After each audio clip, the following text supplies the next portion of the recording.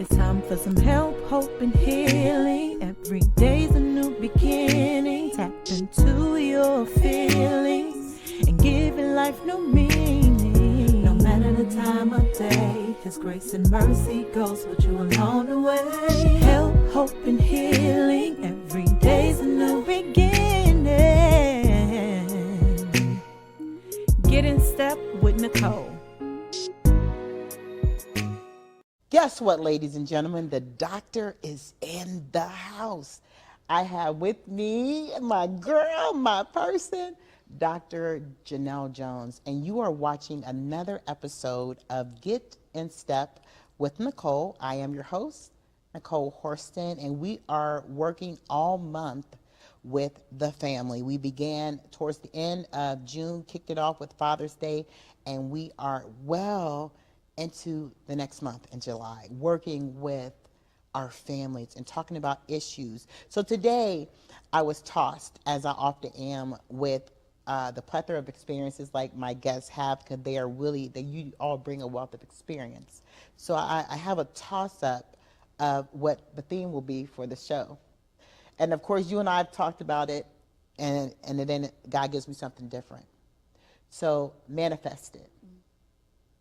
It all begins with you. Manifest it. It all begins with you. Welcome, Dr. Jones. Thank you so much for having me. It's such a pleasure to be here. I'm glad to have you here as well. Seriously, because you're going to get into your backstory as far as telling people what you do, who you are, but you really have that touchable personality that makes you get the warm fuzzies all inside, because she is a believer and she's been through some stuff. She's a caregiver. I mean, she'll tell you all the things who she is, but who she is to me is that friend who I can call. And I told you guys, in order for you to grow, I told them if they need to grow, they have to have people who's willing to go to war with them in prayer and supplication, but also in support in the physical.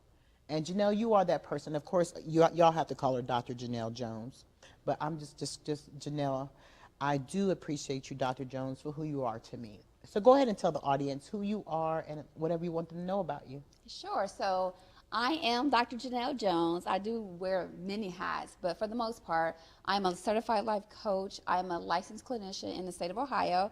I'm an author, both best-selling internationally and nationally, and I'm also a professional speaker. Let's just hop into it. Manifesting. You are a big believer in manifesting what comes your way. And you'll hear me say that word numerous times, so just go ahead and be ready for it. But I really do, because you've taught me how to actually, what you want to see happen in your life, regardless of how your life maybe have began or how it started, regardless if you are a statistic, as they say, regardless if some feet has fallen before you where you felt, I'm not worthy of it. Dr. Jones really helps her clients really get to the meat of it. Now, you were all those things. You had something happen in childhood. You were considered to be a statistic. You know, people from where you came from didn't think that where you were going was promising, but you learned something about manifesting, believing. Go ahead, start wherever you need to. I always tell all my guests that, because it's up to you what you want to share, and then we'll go from there. Sure. So to start, let's just go back to where it all began, right, in my life. So for me, I grew up in Columbus, Ohio, in a project. And my life was, everybody can say their life was different, but my home consisted of having 6 children from my mom. My mom was 45 years older than me, so when she gave birth to me, she was 45, right? I know. Wow. Who does that? But no, I'm kidding. But she was 45 when she gave birth to me, so I was the youngest of the 6 living children, and that's a long story there.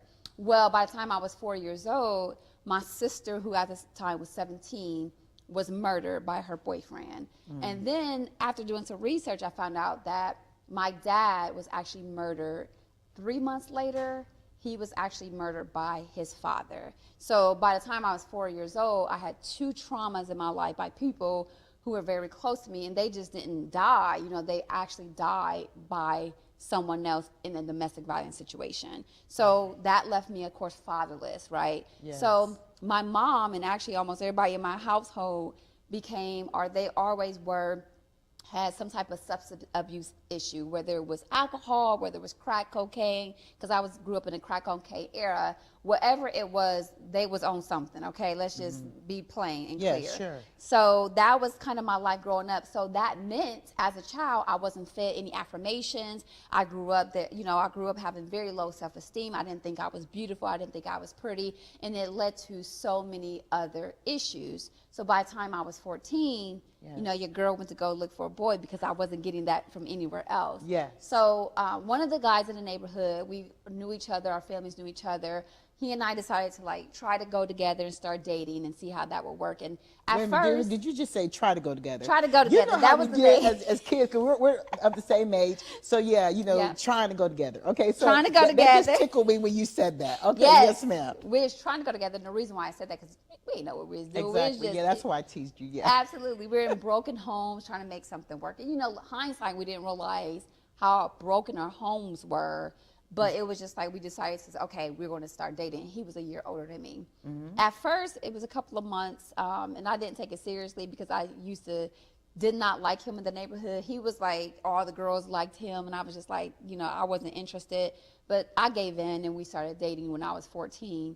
Well, by the time I was 16, I was pregnant. So, you know, I'm like, oh man. And the funny thing is, you know, I went to go get on birth control. I was on birth control, and we broke up, and I stopped taking them. And then, oops, you know, I got pregnant. So I had our first child at 17. And of course, that wasn't the end of the turmoil there. You know, as we went on, we got married, we had 2 more kids, we got divorced, and then we went through this crazy custody battle. And that custody battle led to so many different things with my children and him, and all this other stuff led. And then the trauma kept going. Now we're going to stop right there because I want to put them on a cliffhanger. Because see, a lot of times I have you go for it, Yeah. and then we go back, Okay. work through some stuff, and then we can move forward again. Okay. Because you gave us a lot of statistics that befall, you know, substance abuse, you know, teen pregnancy. You talked about marriage, you talked about divorce, you talked about low self-esteem. So that was a lot for one person. And I want to stop you there because you never said that you were blaming someone else. You know how we go through something and we feel like, oh, it was someone else's fault. But you said our family. So that still lent me to know. And I know of your mother, your beautiful mother, God rest her soul, who I got to know later in life, and how much she loved you all. But a lot of times when we deal with issues in our families, especially after trauma has occurred, and you're the expert, you're the doctor, but I know for my own experience, when trauma happens, it impacts everyone. And if no one talks about that trauma, you're battling that trauma alone first and foremost. And then it's impacting the family, and then it's like a duality. It impacts you personally and then the family dynamics. And so you said everybody had their thing going on. And so you still wanted love. Now, did you have relationship with your father like before he was murdered? I vaguely remember. Okay. I was 4. Okay. You know, it's so funny when we walked in here, I talked to my sister and I go, this is the one smell I remember from my dad. He had an ironwood burning stove. And I said, this is the one smell that I remember. Like, I don't remember a lot of things from him, but I remember that stove. And it's those things, those memories that go back and put you there. And she go, oh, I'm surprised you remember that. I'm like, those smells and those things that happen to us to cause us to have those memories. So I don't remember much about him. Yes. But I do have some memories of him. Well, good. And we have an audience today, ladies. So ladies and gentlemen, so when she's referring to the audience, we do have an audience, but of course we're remaining safe. So you didn't really remember him as your other siblings did. So did you often feel slighted? Kind of. So, you know, of course, as I got older, you know, as I got over, you don't really know what you're missing sometimes. You don't really know. You just know something tragic happened or he wasn't there. Right. So for my case, it wasn't that he was, you know, absent. He wasn't an absent father. So that wasn't my case. My case was I know that he passed away. Right. So there were a lot of moments where I wonder how my life would be if he was there, and then you begin to miss those moments because I never had like a replacement dad either. So kind of finding those things as well. And the reason why I asked you that was because, like, I knew my father. I actually had a relationship with my father, you know, throughout time. I was raised by a single parent, of which you know, but my father was married and he had another family. And so, like, it was literally, ladies and gentlemen, when I became an adult that I actually, you know, with our new information, found that I was a product of an affair. And so I carried that with me for a while because I was like, oh my, because now that I'm married, and, you know, our last guest, Latasha Carter, she talked about, you know, things that happen in our marriages and such, and you're, you know, the second part of establishing and building a family. But, you know, those are things that we didn't talk about as children, so I didn't know any better. But when I became married and I actually did the numbers between my brothers, myself, my sisters, I'm like, wait a minute, I'm in the middle of this somewhere. And it was a feeling that I carried with me until I learned that that part wasn't my own. That trauma wasn't my own. And that's the only reason why I brought back about the relationship with your dad, because it's like, you know, you had a loss. I had a loss, and my dad was living for a long while. Yours, you know, 4, and I was like in my 20s when my dad passed away. But I began to have a relationship and shape a relationship with him once my husband and I got married. So the second part I wanted to bring out with just helping our audience and just building our faith and beginning to manifest things. You talked about, you know, trauma continuously in your life. So did you even know or have the wherewithal about wanting to give up?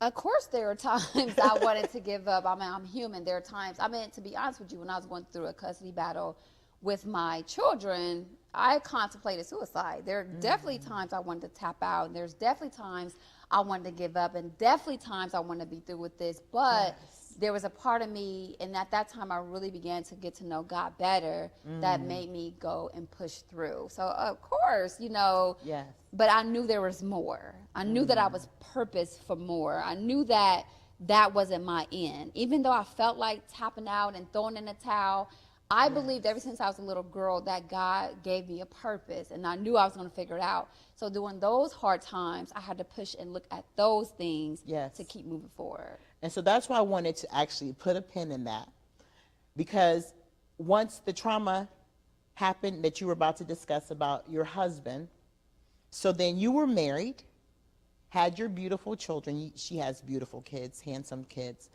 and I love you all together. But you were married for a short while, then you were divorced, and then what happened? So I actually got remarried to someone else, and that's when the custody battle began. And when I say battle, honey, this need to be Jerry Springer, Maury Povich type stuff. That's how it was just ridiculous, and it was really based off like jealousy and things like that. To make a long story short, we went into a custody battle for a while, and it was like a really challenging time with me and my 3 children at that time, just establishing relationship and things being said, people being lied on. I mean, when I tell y'all Jerry Springer and Maury Povich, look, the movie gonna come out. Y'all gonna know what I'm talking about. But in doing that, I kept pushing. I kept believing God. And your girl was in God's face a lot, because I'm like, listen, God, this is what David said about his enemies. So what we doing here? Yes. Well, unfortunately, as time went on, my ex-husband gets murdered. And so there's 3 murders that you have had to deal with, that you have had to work through, grieve through, pray through. And so I just want you to offer, because our world, even though each of them met a different end, but it was all due to murder. So like you said, nothing of their own, but it happened, like, 2 were in domestic violence situations. And then I really came to know Dr. Jones when one of my students and her shared a commonality. And so, of course, I'm a teacher, and so one of my students was just tell them the relationship, and this is, it brings things kind of full circle for you all at home. Yeah, so when we were teens, this student and I actually were on again, off again, dating the same guy, basically. So it'd be like, I had the baby, they were dating, then he and I got back together, and I'm sure at some point we intersected with him, right? Right. But as time went on, and of course we matured, her and I became closer. Yes. You know, and for me, I didn't want to have this revenge or anything like that, but we became, you know, cool, like, you know, and kind of did some things together to kind of showcase just some of the things that we deal with on a basis when it comes to us women.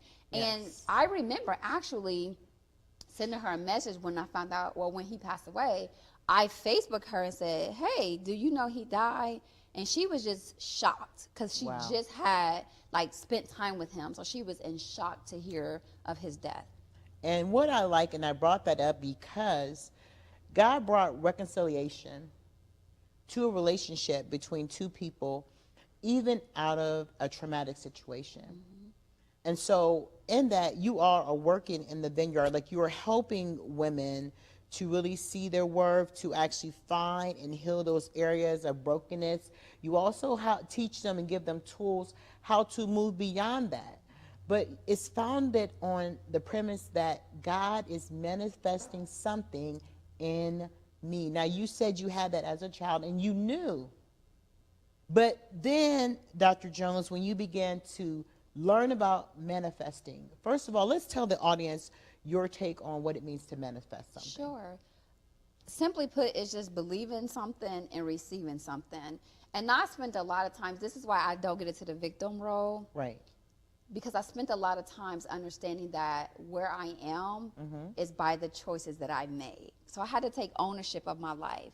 And what I mean by manifesting is I truly believe that you can have the things that you desire, the things that you want, whether it's materialistic or whether it's something that you need to do on the inside of you. But you're not going to do that if you're in faith and in fear, because they can't coexist. And a lot of times, because of the healing part, this is where I come in at, and we have all these wounds, this traumatic things going on the inner side, on the inner part of us. It's hard for us to manifest because we grew up in poverty. Mm-hmm. You know, we were told money don't grow on trees. We were told we would never make it. We were told we weren't good enough. All that creates a belief. Yes.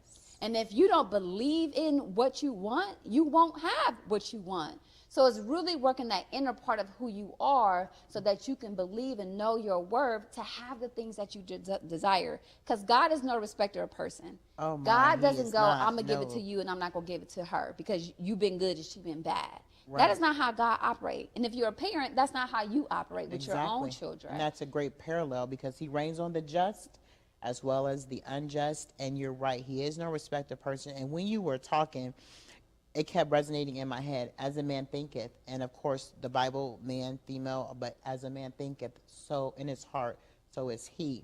And so you actually started teaching through you becoming an author, and you begin to, you know, speak at various events and platforms based around the subject matter. You always put manifesting in it, and you actually, one of your books actually talks about it, and it's an actual affirmation journal that teaches you like the power of your words.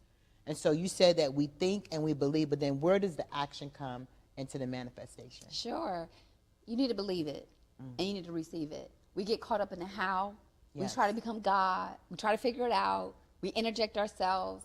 Fear comes and fears start to doubt. We start to doubt. We start to think, do we deserve that? You know, and then we really shut it down. So that is kind of where we are. Like, your job is to believe it. You ask for it, you believe it, you receive it. That's your job. Your job is not to go out there and figure it out. And you can always go to the animals, right? If you got the birds, they're not out here talk about how God. Yes. They're out here like, okay, God, I know you're going to supply my needs. So that's how we have to be in our manifestation. And can I just throw something in, because we live in the same city. And so we were, you know, hit with storms, you know, that, you know, swept through our city. And then after its wake, you know, and the debris that it left behind, here comes, you know, no power. I'm going somewhere with this. Stick with me. So the storms came in our city. Then we were met with no power. Millions of people, even in our entire state, had no power. Now, Dr. Jones, when I looked at that from my spiritual, because see, my natural eye, I really did want to say, woo wee, okay, what's going on here? And I even so much so, I actually told my son, because, you know, when the heat, cause we had a really high heat index. And so I told my son, hell's going to be hotter if we don't get it right, you know, because he was in an all-out panic. Of course, he's a millennial. This has never happened to him. But then in my spiritual eye, when I thought about the storms, ladies and gentlemen, and what the storm leaves behind, water can do damage. Heat can do damage. But then after the storm and things that, you know, causes us to wonder, what if, why this happened, what have you, God still brings sunshine. So in all that rain that we had and the storms that came and all the devastation that it did leave behind throughout our state, met with the heat index, some casualties there, but still today the sun is shining. And that's so much like your story and so much like life. But then in that, you learned that you don't worry through those things because God is under control. And see, you've helped me with that because I had, of course, that fear. And you have shown me that fear and faith can't coexist. Help our audience with just some of your techniques that you truly do. You've been really verbal, and you verbalize seriously how we can really begin to manifest what's inside of us because it belongs to us. And you said, God, you know, will give it to us if only we believe.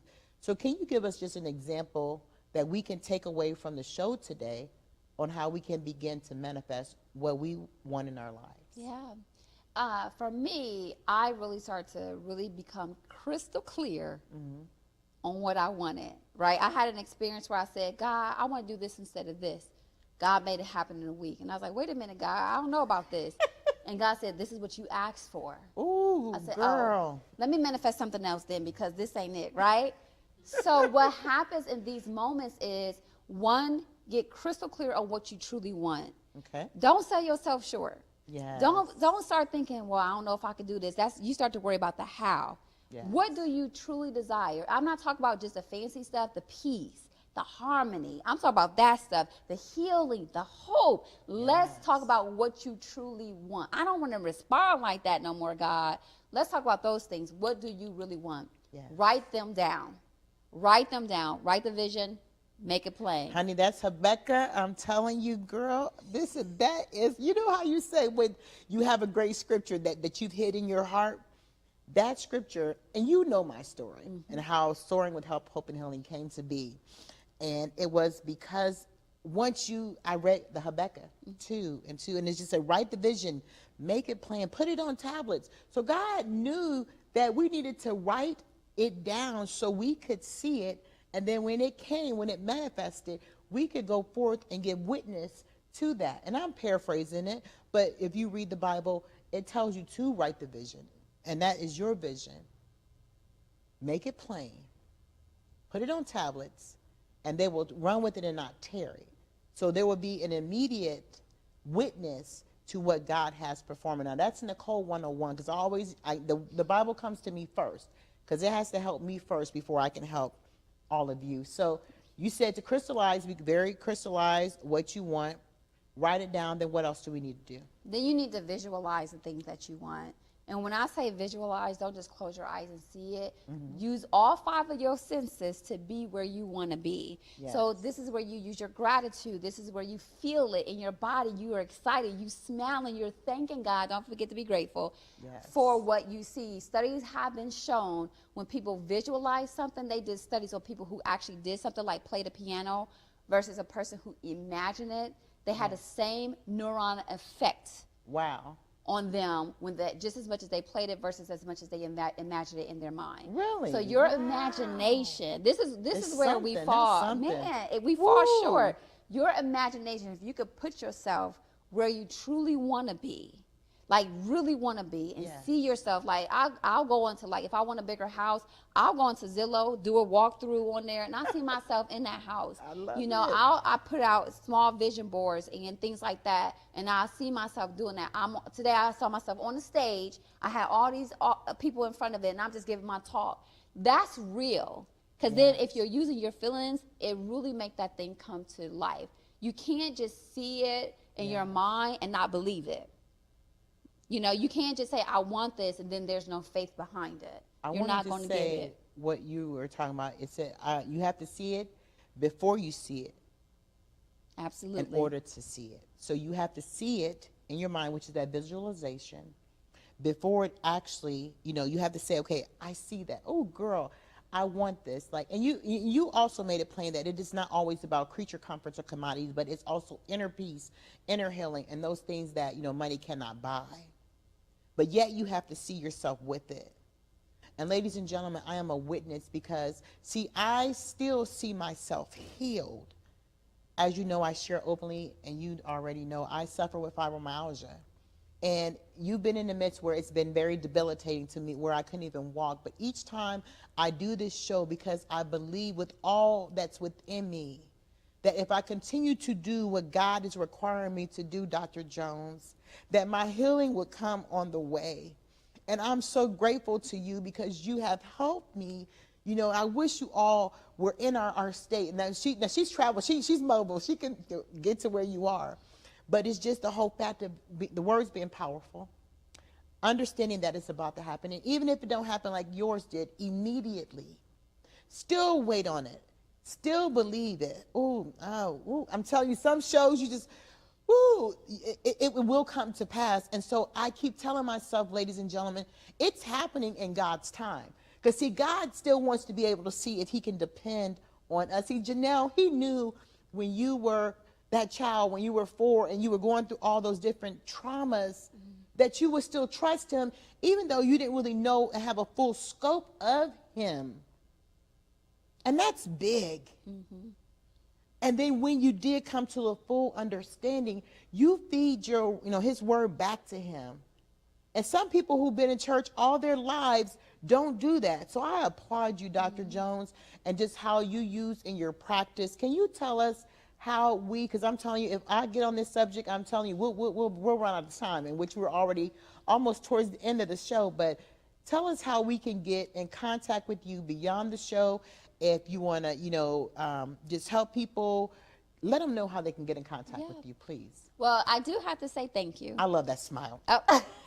It's just instantaneous. Oh, you don't know how much Nicole has helped me along the way. I always wanted to be a speaker, and she actually provided me like my first opportunity to be on stage and actually speak. So let's not make light of that, right? Let's not. So she's been amazing, just giving me opportunities and being able to like flourish, really, to be able to grow. So I'm so grateful for that moment and to trust me. My hands grow. To trust me, and believing in me. You know, somebody who just is like, I don't know how to make it work. So I want to say thank you for that. So if you want to reach me, you can always find me on Facebook and Instagram under the handle @Janelle Jones Empowers. And then you can also email me at support@JanelleJonesEmpowers.com. If you have questions and you want to make it easy, I just want to say, although we go through turmoils and traumas and things like that, the reason why I feel like you have to get you together, because you're the only person that's responsible for your life. So although these things happen to me or to you, at the end of the day, you're the only person that control you. So that's why manifestation is very important, because that's what you can control is yourself. I love it. Ladies and gentlemen, remember, no time of the day is always a great time to get in step and soar. And I believe you can and you will. So keep having faith, keep going after what you believe in, and believe that it will happen in God's timing. Take care. God bless.